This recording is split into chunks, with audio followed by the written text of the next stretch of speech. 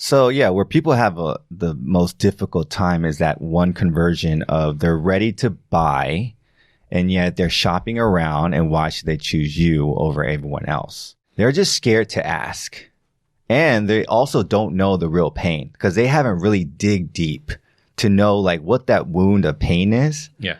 To then like poke at it, you know? Because when you do that and then they're like, they really share their feelings and you connect with that deep level, like understand where you're coming from. And I'm going to deliver you from that, not just the surgery, but we're going to get you out of surgery and we're going to have this rehab program and get you back to where you need to be.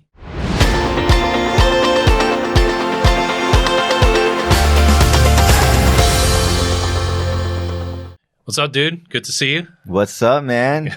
Glad you're in New York City. Yeah, we're shooting this and we're recording this for those of you who are just listening on the podcast. I'm actually in person. This is nice. Yeah. We're recording this in person. There's no alcohol here.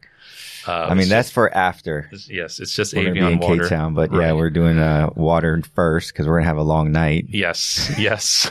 Other than New York City is closing at 10 p.m. now. Yeah. So for those of you listening, I don't know when you're tuning in, but there was this one time the whole world went into a global pandemic. It was super weird, right? So here we are talking about sales. For those of you listening, it's funny how this world works. Like you just kind of know people who know people who know people. And if you know good people, you meet other good people who know more good people. So we connected kind of through a few folks that I'd met like maybe once or twice. Yeah. But the relationships were built because I was creating content online. And so why don't you share a little bit about how that happened? Because I don't even remember how that all happened. Well, my buddy, BJ, shout out to BJ Brian Kang. Yeah. That's right. My high school buddy, but he was in the podcast world. He had like the Asian American Voice podcast. Mm-hmm. And I think he went up to Portland to a conference and he met you there. And that's where you guys connected at some... It was some podcasting conference. Exactly. I think it was in Dallas. It was in Dallas? Yeah, okay. Yeah. So he met you there. Then he asked you to be on his podcast. Mm-hmm. And then I was like, I listened to his podcast, right? I was like, who's this Mike Kim guy, right? And all of a sudden, like, he started dropping knowledge, like just straight knowledge and entrepreneurship and life, and spoke really well. I was like, BJ, who is this guy? I like this guy. I think I'm gonna be friends with this guy. All the warm fuzzies. So that's kind of how it happened. And then he's like, you want me to connect you? I was like, absolutely. And that's then where through the magic of Instagram. Yeah. That's how it was. And so you run this this community called Starts With Who. Yep. And we've talked a lot on the show about building communities. I had my good friend Dana Malstoff, just an absolute genius at building Facebook communities. Mm-hmm. I'm going to be talking to Brian Pham. He's going to be on the podcast. Oh, nice. Yeah. Agent Hustle Network. Yes. How big is that network now? It's about, I think, over 70,000. 70,000. And it just started last year, November. Yeah, in a Facebook group. That's crazy. So we just connected recently. You're in that group. A lot of my friends are in that group. Tell us a little bit about what the heart is behind Starts With Who. Well, for me, it's a online membership community, and I wanted to build a community that I already built personally, like in the last 10 years. But, LinkedIn and Facebook, they're absolute kind of like dumpster fires with the politics and the pandemic and all that. So I wanted to build it off a new platform. So it's off of Mighty Networks. It's an online community platform. And I wanted to start it where it was all about not the why, but the who. Mm-hmm. Like, who do you want to become and who do you need to surround yourself to be that person? So that's why it's called Starts With Who. Yeah. Instead of the Start With Why, which is a Simon Sinek thing, which I agree. Yeah. But I think it's easier to answer the question, who do you want to become, and work your way down that way. Yeah. And, when you tie into sales, like I never thought I would be a sales guy. I don't know if I even consider myself a sales guy, but when it comes to online marketing and sales are now, the line is blurred a lot. Mm-hmm. And a lot of folks are creating content. Those of you listening in, you might be creating content. You might be doing a podcast. You might be doing social media. And you're like, well, I'll just create content and then that should sell itself. Right. And it doesn't. It gives you maybe 80% there. Yeah. But that last 20%, you've got to close sales. You've got to close, whether it's a webinar, social media posts, emails, launches, and stuff like that. What are some of the things that you did when you were doing sales? Like you started door to door, right? Like what are some of those things that you learned when, especially helping these tech startups or whatnot? How do you where do you start with sales? So yeah, where people have the most difficult time is that one conversion of they're ready to buy, and yet they're shopping around, and why should they choose you over everyone else? And so, a lot of people will do the demo or they'll go ahead and do the needs analysis, and they're just scared to ask. And they also don't know the real pain because they haven't really dig deep to know like what that wound of pain is. Yeah. To then like poke at it, because when you do that and then they're like, they really share their feelings and you connect with that deep level of like, understand where you're coming from. And I'm going to deliver you from that, not just the surgery, but we're going to get you out of surgery and we're going to have this rehab program and get you back to where you need to be, right? 100% healthy, right? Because there's obviously a need. There's obviously a pain that we're trying to solve. And so for me, it was like how to ask the right questions.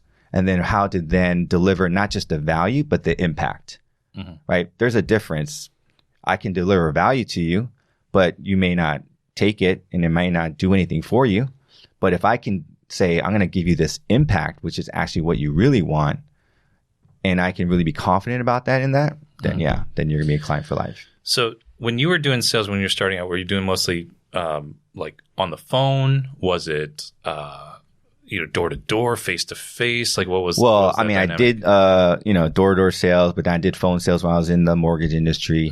When I started doing SaaS sales, it was mostly the phone. Okay, 100% phone, 100% doing online demos, so screen sharing, showing the back end of the CRM or the platform, and it was usually a 45-minute to an hour call. Okay, and most of it was obviously demonstrating the product.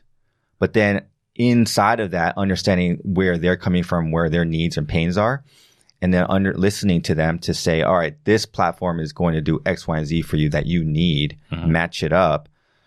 And then also figuring out what is the critical event that they have that this product is going to deliver, or else another negative event is going to occur. So a critical event is an event where it drives a decision, or else another negative event occurs. Okay.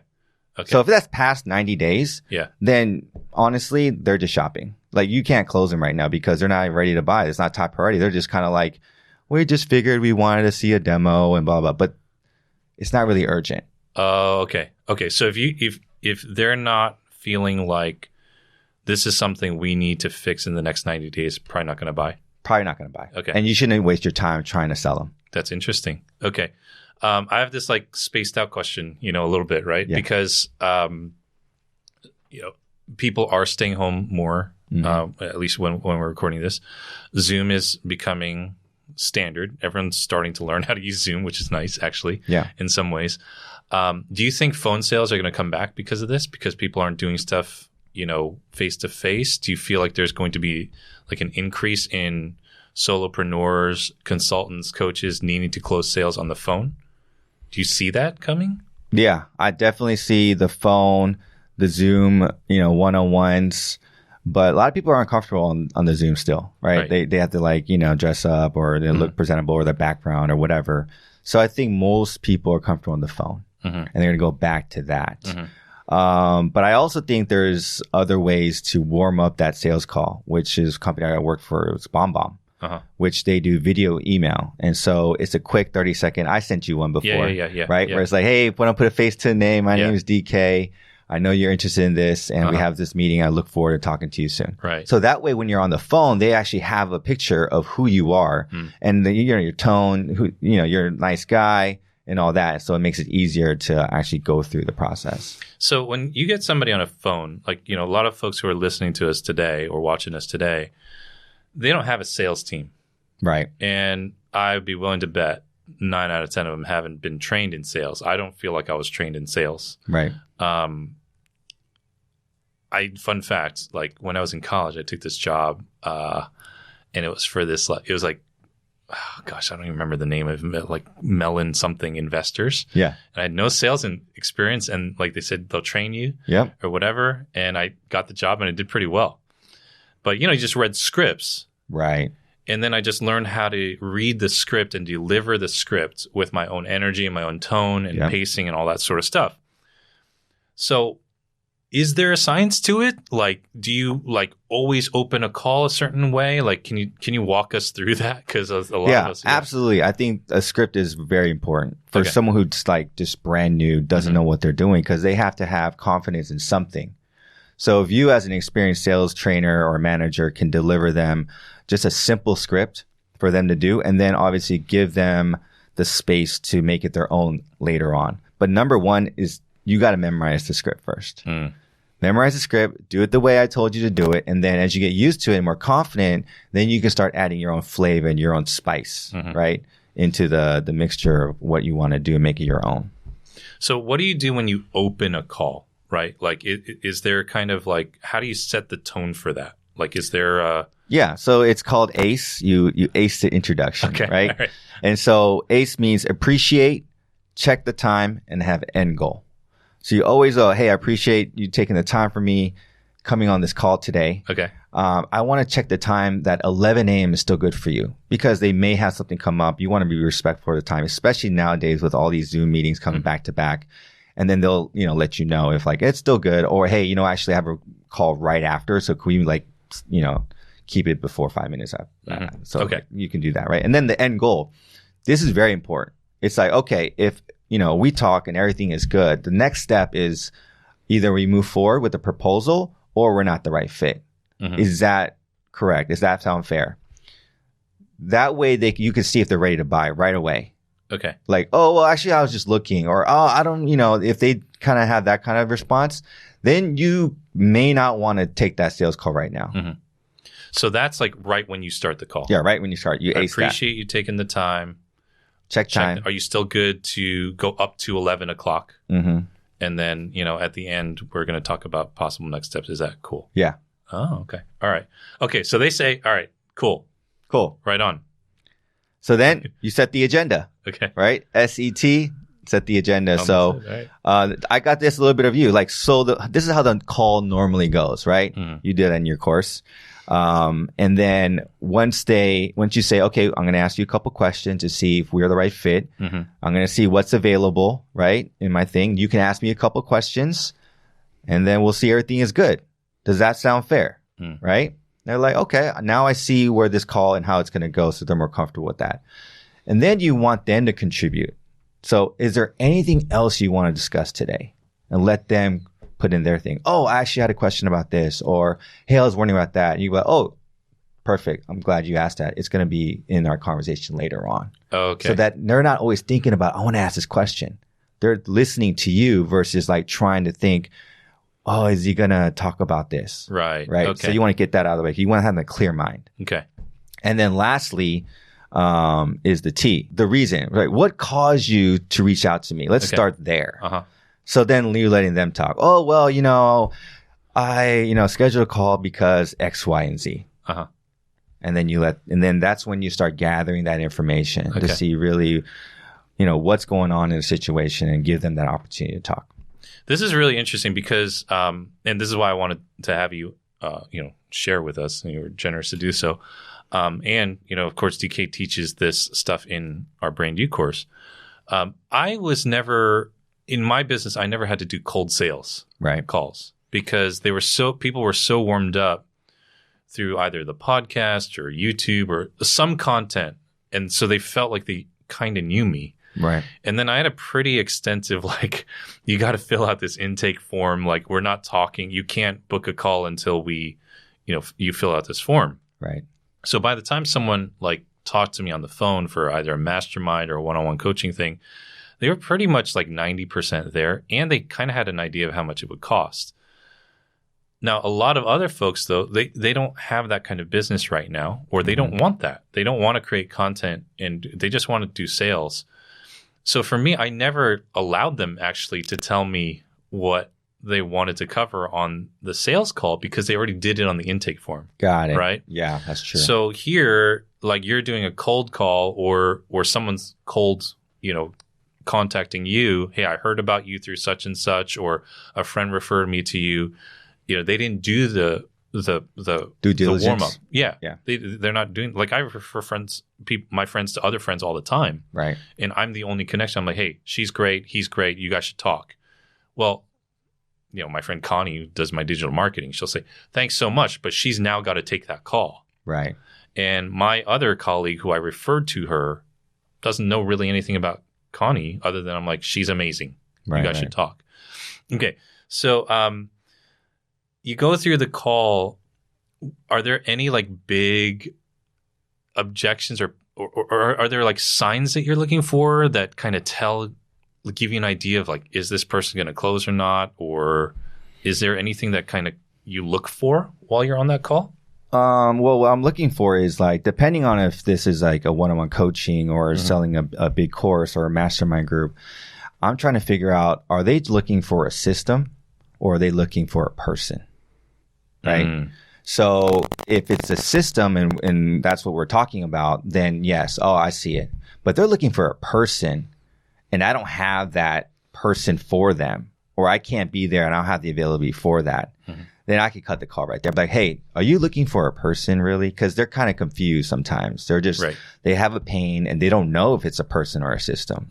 And that's where I'm kind of trying to navigate, and that's why the next one is the dig.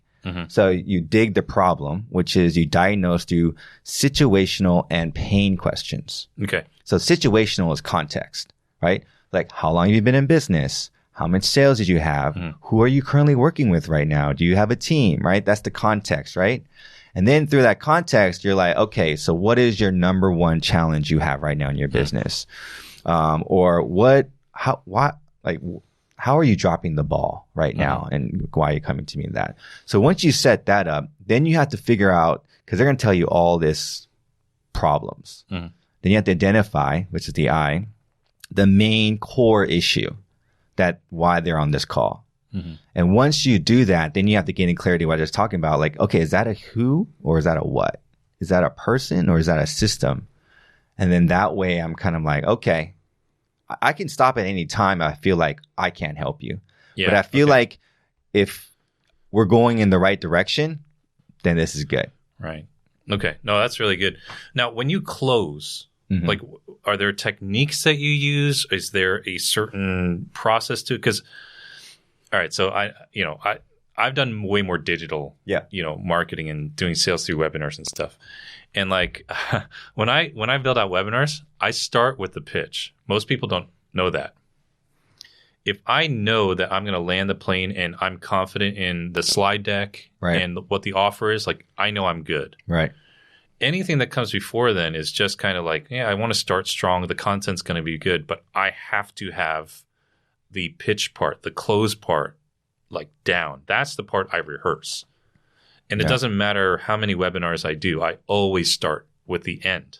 Okay. Yeah, I always build out the last like 5 to 10 slides because that's where the pitch is. Right. So it's like I'm listing the offer stack, listing the bonus stack, right? All this, and this is how much it's valued. This and people like they think, no, it doesn't really matter. You don't have to have that all built out if you had good content. No, because like that certainty, like I want to drive home like this part has to be flawless. Right. And sometimes I deliver it in a way that sounds like laid back and nonchalant. Right. But that's intentional because that's my personality. Yeah, but the slides are stinking on point. Yes. Very assertive. Yeah. So I can, but if I was on the phone, this is my point. Yeah. If I'm on the phone and they don't have a visual medium to see all the things I'm listing, I would not be nonchalant on the phone. I would be like, this is what you're getting. Boom, boom, boom. So what's like kind of how you close these calls? So I think it's allowing them to really share that pain and then allowing me to like actively listen and say, okay, this is what I heard you say. And then tell that pain back to them. They're like, oh yeah. They're like, oh, you're killing me, DK. I'm like, I know, Bob.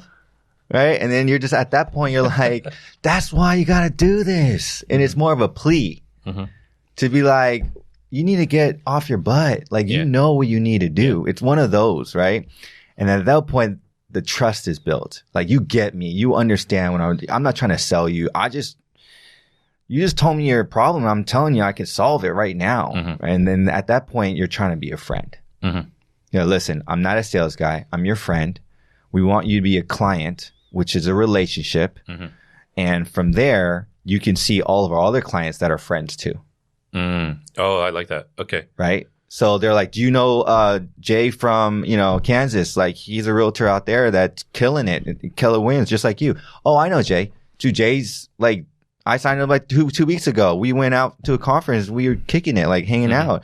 Now you're going into a relationship, and that's what they want. They want that relationship with the product. I like that because, those of you listening or watching, like, we didn't talk this out really beforehand at all, right? I had no idea what you're going to share. But one of the things in even the webinar decks, when I'm closing, I have a slide to remind myself to say this. And this is part of, the program and everything that I have. And the slide says emotional close. And when I train people on how to, do webinars, I'm like, you have to use certain words here. Whatever words are natural for you. For me, the word is obsession. Like, I am obsessed with helping people start, run, and grow their personal brand business. You said I'm pleading. It's a plea. It's a plea. So I love that. Okay. And all right. So they say, yeah, I'm in. Do they pay there? I know every client is different. Well, we send a contract. Proposal? Okay. Yeah. You send it's a 12-month agreement. It's an $18,000 contract. And so, we have obviously discounts that we can offer them, but I really don't like doing that. I really like adding more value. Yeah. Hey, we have a conference. If you sign by Friday, we'll get you into the conference. Okay. Or we have this mastermind event. Let me invite you to that, but only if you sign by this date, right? Yeah. Or if I already know the critical event, then I know. Yeah, they're on a deadline. You got to do it, or else someone else. I'm just gonna sell it to somebody else, and they're like, "Oh, I got it right now." So DocuSign it out. And then you see, that's the whole thing. You see all of the tracks of they opened it, they reviewed it, and they still haven't signed. You're like, what the hell? Yeah. And you're just like sitting there, just praying or like, trying to get it. And then when they sign, that's the best feeling because you get that email right away. It is. Yeah. It's a high, man. I mean, it's funny because people will ask, they see a lot of these internet folks, right? And I've made good money, selling courses and programs online, but it's not really the revenue. Sounds weird, but it's not really the revenue. It's like, oh, someone bought something. I don't care if it's $29 or $290 or $2,900. Yeah. It just feels good that someone has said yes. Yeah. And have you ever heard of Daniel Lapin, Rabbi Daniel Lapin? No. Okay, so he's a rabbi. Okay. Right? And the Jewish people are pretty good with money. Yeah. Right. They know what they're doing. Very good with money. They're like the Jewish people and the Chinese are very good with money. And he wrote this book years ago called Thou Shalt Prosper. Okay. And it's kind of like this spiritual look at money, right? And so he goes, when you do good in the world, you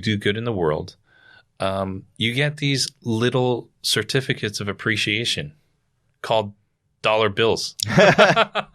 Dollar bill. Yeah, it's just like money is just like little certificates of appreciation.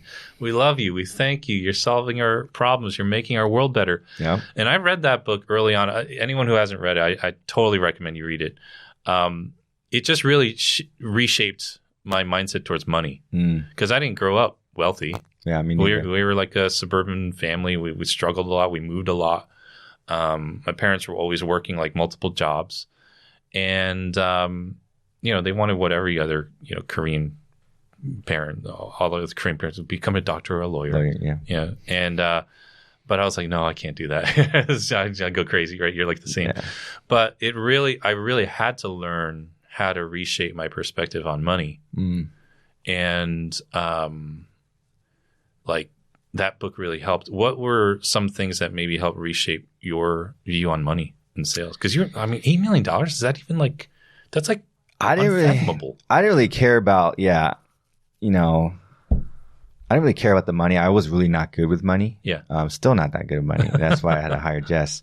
But I think for me, the thrill of like just closing the sale of people I knew that I could genuinely help, because before, when I was in the mortgage industry, I was selling those subprime mortgage loans trained by this bad broker, Shark. Yeah. And, you know, the commission was 25% my way and 75% his way. So I had to charge $10,000 in fees.